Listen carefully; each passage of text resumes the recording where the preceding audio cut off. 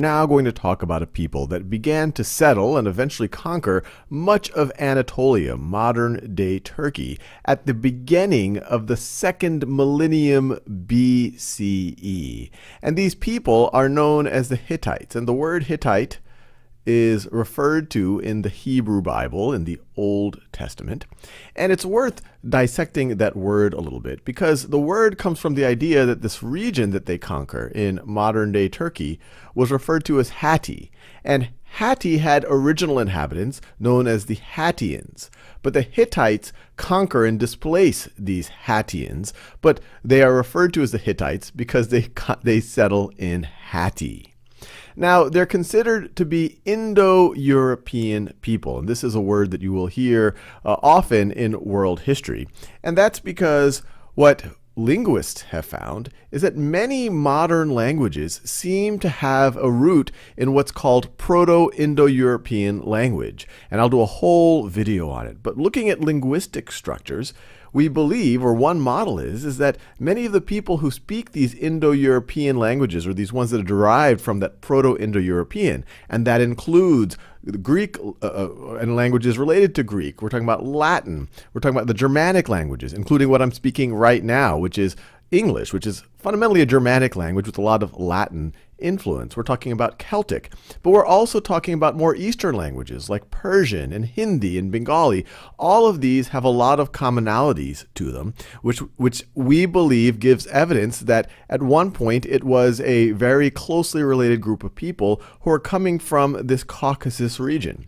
And this map that you see here, this shows one model for how those people spread and eventually broke off into various tribes speaking different but very related languages. So the fourth millennium BCE, they were in this region right over here, which would be southern Russia, the Caucasus, right around there. And then by 2500 BCE, that's this orange area, they had spread even further. And then by 1000 BCE, they had spread even further. And the Hittites would have been one of those people because they settle in Anatolia right over here. Now, we don't know as much about the Hittites as we know about, say, the ancient Egyptians or the Mesopotamians, but we know that they were a significant civilization.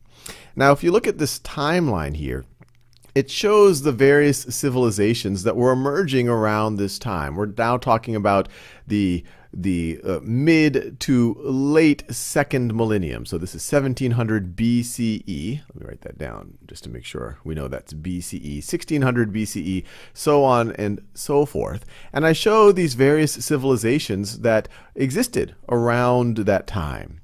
So they correspond to this map here. So you have Mycenaean Greece, which emerges around 1600 BCE all the way to about 1100 BCE.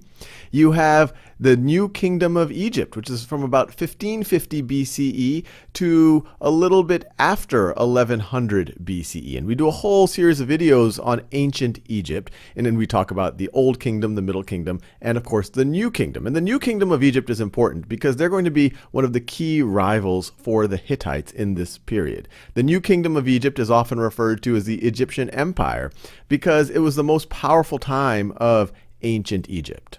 Now, and you see that right over here in this brown color. Now in this purplish blue color, that is the Hittite civilization. And this map right over here, you can see that they started to really settle and conquer that area at the beginning of the second millennium. And by 1600, you have the old Hittite kingdom. And then as we get to about 1400 BCE, you have the new Hittite kingdom, often known as the Hittite Empire. And this is where they really start to flex their muscle. And notice, they're flexing their muscles at roughly the same time as the Egyptians. And so this map right over here, this is in roughly the 14th century what this area looked like. So we're talking roughly this zone. And you can see there are several civilizations, many of them that were in their peak. You see the Mitanni kingdom right over here. You see the Middle Assyrian Empire, and we talk about them when we talk about Mesopotamia.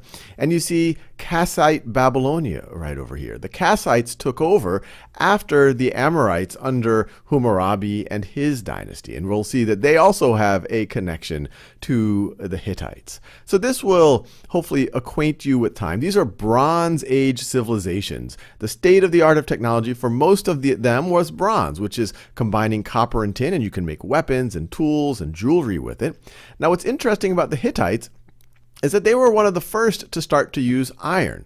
Iron required a little bit more technology. In order to smelt iron, you had to get the furnace to be even hotter.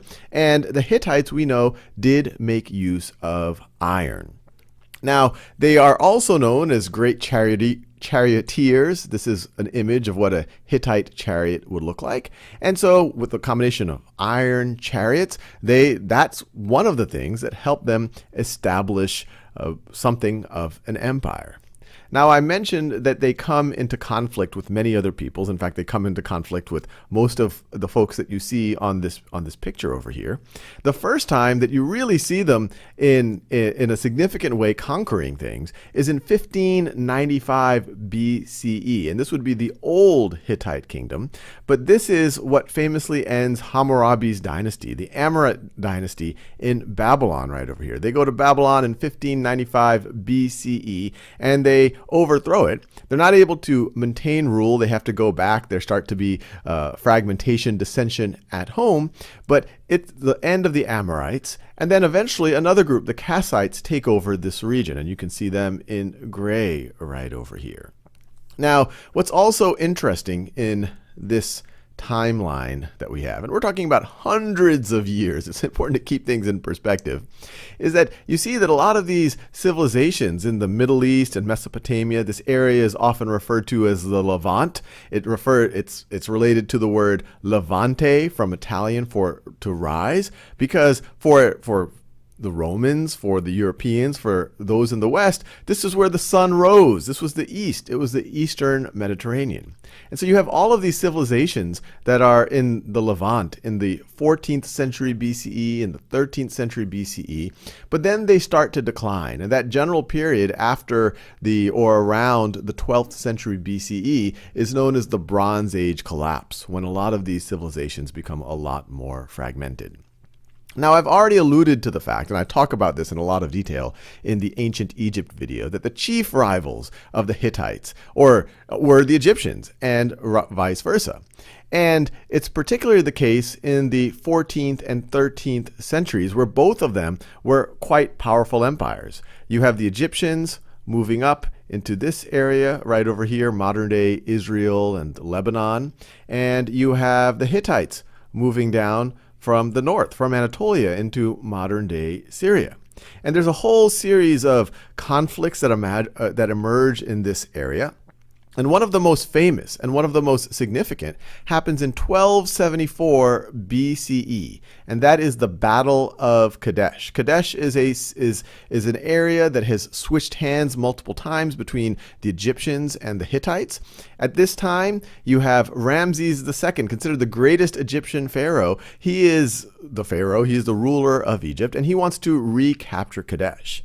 And what's significant about the Battle of Kadesh, it's the earliest battle where we have a significant account of the tactics, of the strategy, of the formation of the troops. We know that there were over 50,000 soldiers involved. It's currently believed it might be the largest chariot battle in all of world history that we at least know about.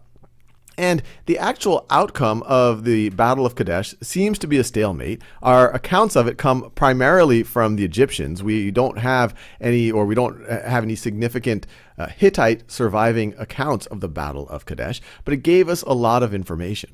But beyond just the battle itself being significant, because we have this detail about what battles were like at that time period with chariots and the type of tactics that were used. What's also significant is 16 years after the Battle of Kadesh, you have the Egyptian-Hittite peace treaty in 1258 BCE.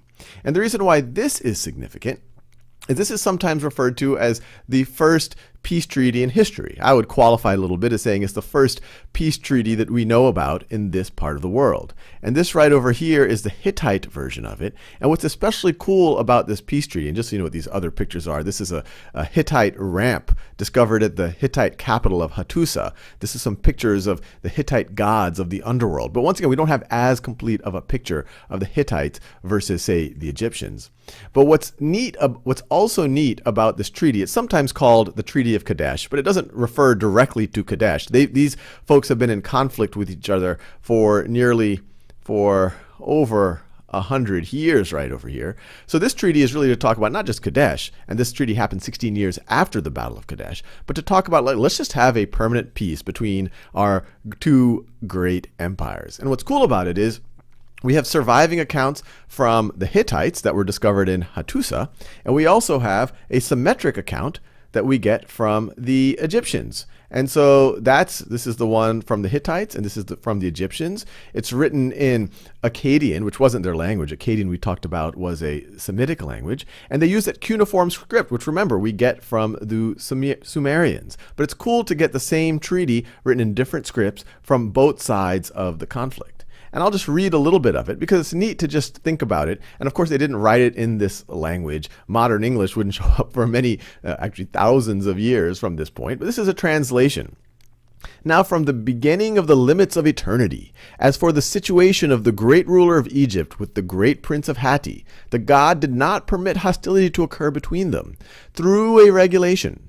But in the time of Muwatalus, the great prince of Hatti, my brother, so this is from the point of view of Hattusilus, who is the Hittite king at the time of the treaty, he fought with Ramses Meri Ammon, the Pharaoh Ramses, the great ruler of Egypt. But hereafter, from this day, behold, Hattusilus, the great prince of Hatti, is under a regulation in order not to permit hostility to occur between them forever. Those are big words. Behold, Hattusilus, sometimes it's spelled Hattusili, the great prince of Hatti, has set himself in a regulation with Uzurmat Re Setep Enre. That's sometimes how Ramses is referred to, the great ruler of Egypt, beginning from this day to cause that good peace and brotherhood occur between us forever, while he is in brotherhood with me, and he is at peace with me, and I am in brotherhood with him, and I am in peace with him forever. Behold, I, as the great prince of Hatti, am with Ramses Meri Ammon in good peace and in good brotherhood. The children of the great prince of Hatti are in brotherhood and peace with the children of Ramses Meri Ammon, the great ruler of Egypt. For they are in our situation of brotherhood and our situation of peace. The land of Egypt with the land of Hatti shall be at peace and in brotherhood like unto us forever. Hostilities shall not occur between them forever. So not only are they, and this is just part of the text, it's actually quite interesting. Do a web search for the Egyptian Hittite treaty text, and you can actually get the whole text. This is just part of an excerpt of it. But they go into much more details about how they might provide aid for each other, how they're not going to have conflict, etc., etc. So I'll leave you there, but it's the important thing to take away is some of these modern notions of peace treaties and military tactics, they go deep into history. And this is some of the earliest evidence we find, but I would suspect as we discover more things, we might find even earlier evidence.